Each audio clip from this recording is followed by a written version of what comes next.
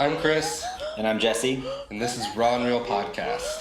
We are professional photographer and videographers. And we'll be talking about everything photo and video and everything you need to know.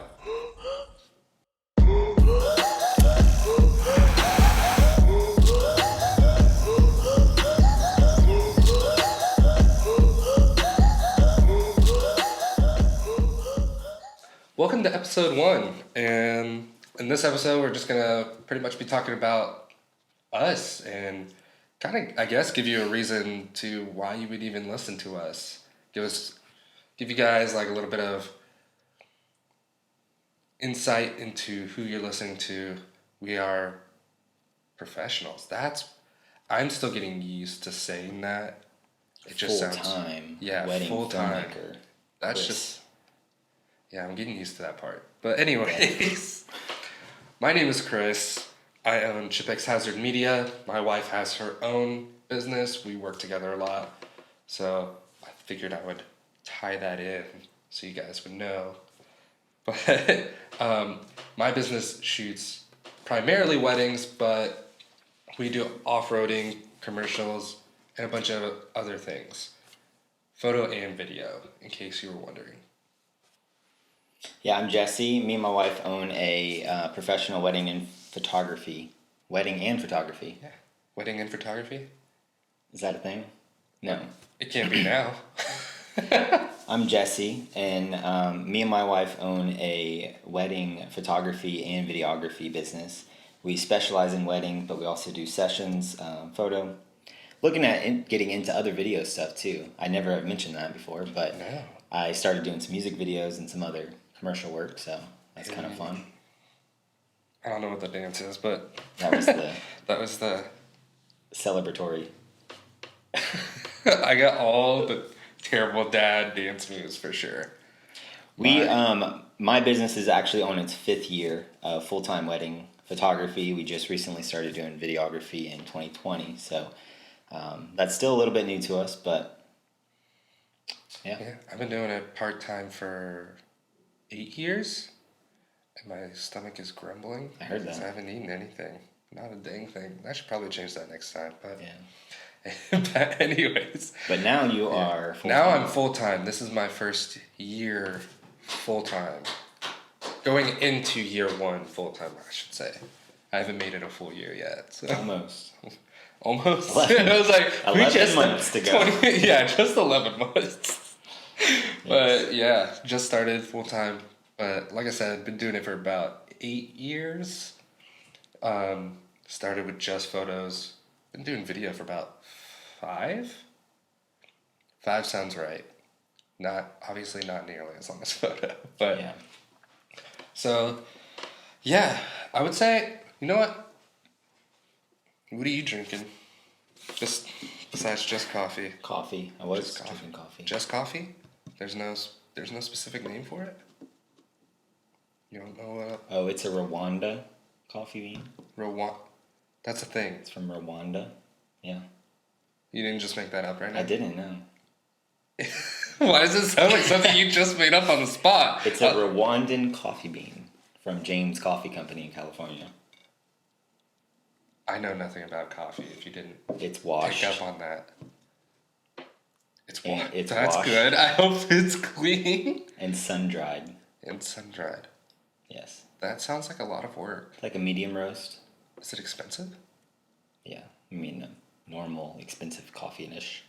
Ish. Yeah. What? I don't know what that means. Like $15 to $20 a bag. Like this was $2. I have no idea what the per cup is. No, the perk. The markup. How much was the bag? Bag's like $15 to $20. Okay, I guess that's not too bad. Like a 12-ounce bag of whole beans. Okay. Yeah. By the way, I hate coffee. Yes. Episode 1, Chris hates coffee. Yeah, I Episode do. 10, Chris loves coffee. I do not like coffee in any way, shape, or form. I've tried it a million times in a million ways. So I don't just like, I'm not just a person who just sits back and is like, I hate coffee. I've never tried it, but I hate it. No, not that person. I will give everything a try, and then I will let you know if I hate it or not. But I have a very strong sweet tooth. So if it is not like absurdly sweet, then I just don't like it. So, hence why today we're drinking Ray's, the Voodoo one, which is like an orange and cream. Sponsored. Please spot. Bro, I would lose my mind if you guys, first of all, even knew who we were, because it's episode 1. But on top of that, like, shoot, I'll take a sponsorship any day. Please. I'll take a Canon sponsorship first. Yeah. But that, yeah, shoot, I'll take whatever I can get at this point. That sounds great. But yeah, getting back on track. Back on track. I would say, do you prefer photo or video? It depends. So client work, I prefer video because I get to push myself, do different stuff. I like to make videos, and it's a little bit more like fun to be creative in client work because there's like a reason why you're doing it, and That's true. weddings, there's a certain structure it has to be, so you at least know somewhat of what you're going to do before you do it. You're helped out with professional audio, like actual people talking Yeah. and stuff. For personal work, I definitely prefer photo, like just walking around taking photos. That's my jam. I love that. Yeah, I would have. Man, well, Travel. do I even try to answer that because I like it's would, pretty yeah. much the What do you same. prefer? Yeah. Like, I do, like, I love video, but preferring it, absolutely just love taking photos. Like, you can give me a crappy camera and I'll just be like, we're gonna have a blast. Yeah. And just, I'll take a photo of a rotted sofa on a curb that somebody threw out that probably should have been there a few years ago. Be like, bro, this is sick. Take a photo of it and be like, yeah. So I guess that's personal, isn't it? Yeah. Yeah, it's personal. So, I guess professional, I still like doing both. I don't really have a preference. I just enjoy the whole process. Yeah. Like, from beginning to end, whether it's photo or video. There's been a few weddings where I've done both, and I've been the only shooter. Don't recommend. No. Have a second Those shooter. aren't fun. That, it's just unnecessary stress, and you're just freaking out, going, waiting on the camera, just going, come on. Yeah. So, yeah. But I still have to say both, but personal is photo for sure. Video, I just feel like it's awkward when I try to make a video for myself. Yeah. But moving on, what is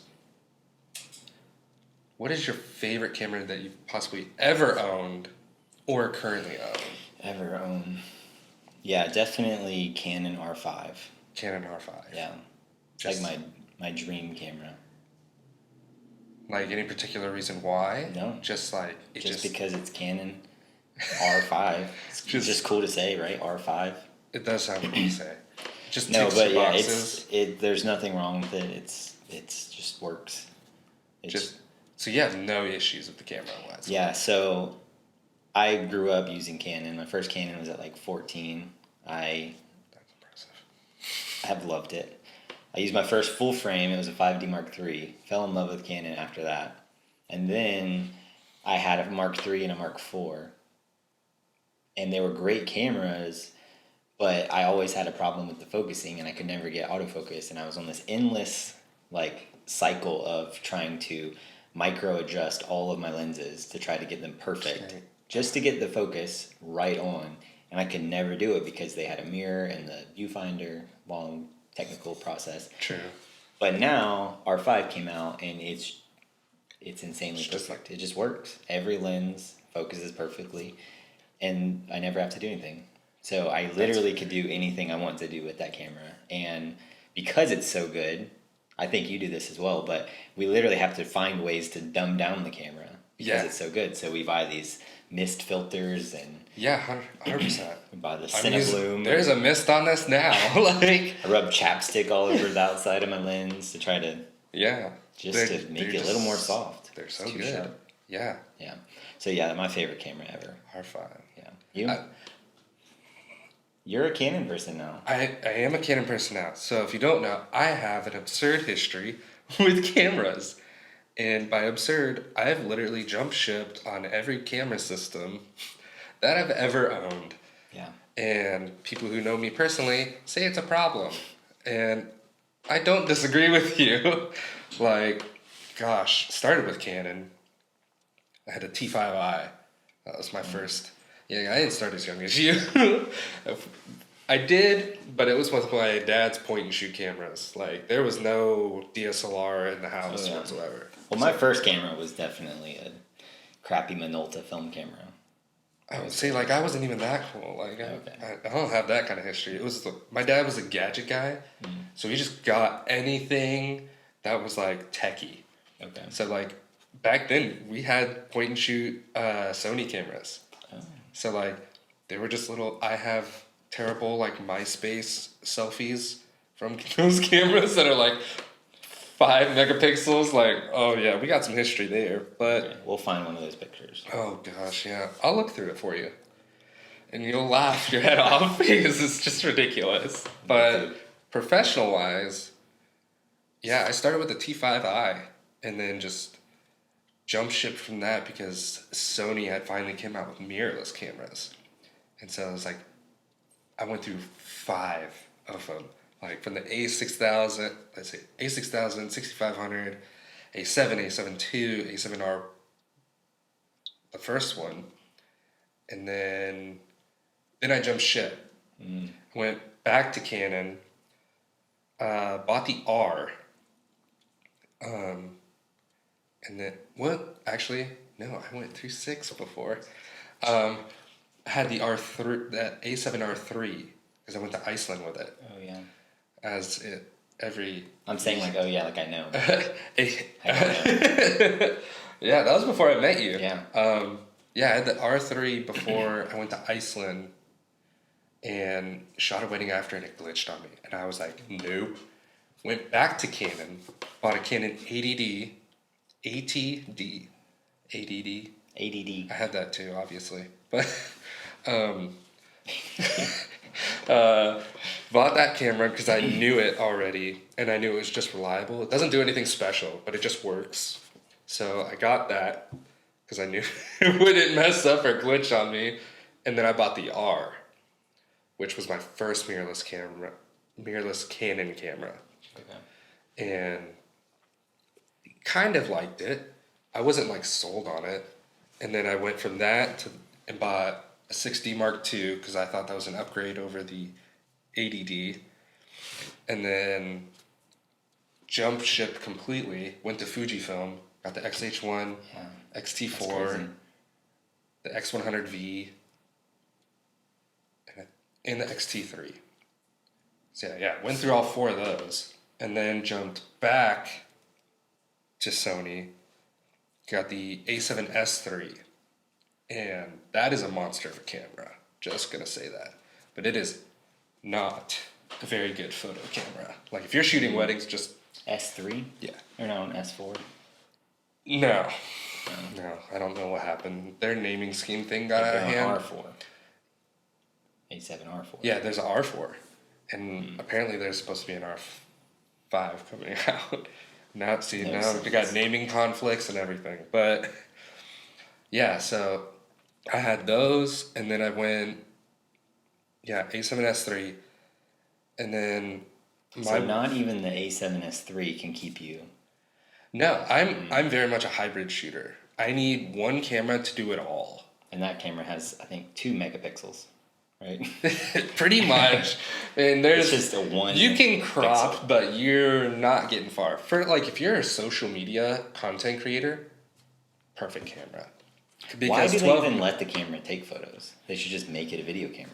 You I know? think it was designed. It's obviously designed more for video, but I feel like the S3 was designed to kind of help more content creators. Like for a YouTuber, if you're just a YouTuber and nothing else, flawless camera.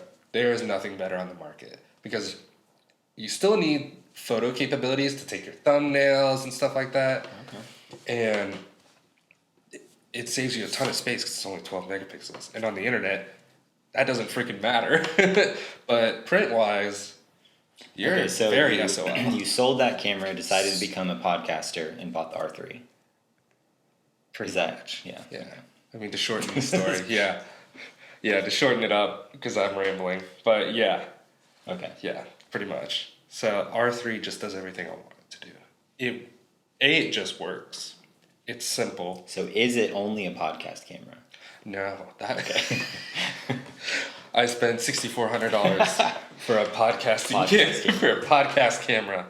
Use what you have, for sure. Is essentially my moral of the story. I made everything work, Yeah. and I've had well over 10 cameras. You know, the one camera I heard that I want to personally own is the X100V. That's still one of my favorite cameras. I still feel like I want that camera for some reason. I want it again. I had it. It's just perfect personal camera. Yeah, that's what I'm looking for. Yeah. Because I It's don't just like so bringing nice, my tiny. R5, the 28 to 70, and all this that's crazy the thing. stuff just to take photos of my kid playing soccer or something. Exactly. The only downside is like you're stuck with the. I literally had an R5 with my 70 to 200 Your taking soccer- photo of my 4-year-old playing soccer one time, and I felt like They're like, who hired the pro I for felt our like kids' soccer photos? yes, like $7,000 of camera I equipment. mean, your kid probably looks like a freaking boss. Yes. And those parents are probably jealous because they're like, we'll never have the photos like that. But yeah, personal camera, that thing's phenomenal. Yeah. I use that for weddings. I shot weddings with that thing. Yeah. It is way more of a beast than it looks. It's a very hidden and disguised Okay. camera, which makes it better for personal because then your kids don't even think about it because they know you for like the big hefty setup. You pull out a little toy looking camera Yeah. and nobody cares. And it literally sounds like that because it has the leaf shutter. Yes. Oh, it sounds like a little chipmunk. So So that's a good little snippet Yeah. into what we're going to be doing, right? What Pretty we're going to be much. talking about. Just Yeah. random camera stuff. cameras, what you need to know, different things like that. Yeah. That was a little bonus talk. Right? Nice little trail. Yeah. That was a good rabbit trail. Yes. I like that one. I would say to wrap up this episode is how would you describe your style? Yeah, that's my That's not so favorite question that clients ask me yeah. Describe when your we first style. meet each other. Yeah. Like, My wife can answer this flawlessly. Me, not so much. I say my style, photo and video, now it works both because I actually edit my videos with the same edits that I edit my photos with. And I go for warm and cinematic. So my goal before I did video was to make my photos look like they came from a movie. We say that, came from a movie of your life. And now my videos are a movie of your life. So See, that's cool. yeah. So warm and cinematic, real, authentic. Authentic. Those are all those. Authentic. That's Yes. a good word. We like all the little catchy. Right? Yeah. Yeah, that'll catch anyone's attention for sure. Yes. If you are going professional, use authentic because every client eats that word up. They're like, yes, we want authentic. I even have raw emotion, real moments, reckless love. I mean, you can't go better than those three. I feel like Reckless Love you stole from a Christian song. I mean, we don't know who had it first. But fair. Okay, I'll give you that. It was the Yeah. song, but it could have It been. was definitely the song, but no one knows that besides us. But gosh. What about your style? See, like Kara knows hers because she's had to say it a billion times to clients. Me, I feel like most people go, I found you on Instagram. I like your style. How can we book you? And then like I don't have to describe anything have to, because yeah. they just scroll through Instagram. I mean, And that's if you about see it. our work, you should know our style. Yeah, If you have to ask me what my style is, I would definitely. probably have it. I would have to say moody for sure. Yeah. Because there are absolutely no whites or pastel colors in Yeah. my photo or video in my work. Definitely moody. Falls on the warmer side, but not like warm like yellow. It's more like warm like pink. Someone pointed that out the other day, and I was like looking through my photos, and I was like, he's right. I do use pink. And I'm like, is that good or bad? And I'm like, whatever. I'm still getting bookings from it, so apparently it's good. So, yeah, I use pinky tones. Pinky. Pinky. Dark and pink. Dark, pink, and film. Film. Because I'm a huge film lover. Vintage. Yeah, I shot film for a couple of years for personal. That junk is expensive. Props to all you film photographers out there, wherever you are, if you even watch this. Props to you. I credit you a million times over because I'll just make my digital photos look like film and just spend a little extra time. Well, I made a preset, so that I'd spend a little extra time at all. But like, yeah, there's somewhere I'm just like, grain here, soften this up, take away the sharpening, boom, looks film. Yeah. Looks good to me. Client has no idea I didn't shoot film, so they were too busy getting drunk. So It's true. it's you know it's true. It's mainly at Catholic weddings, let's be honest. Yeah. But yeah. So hopefully you guys enjoyed episode 1 of this podcast. We have plenty of more things coming up. This is more like episode 0, Yeah, pretty much. Episode 0. just to get to know us. Yeah. So, see you guys on the next one, dogs.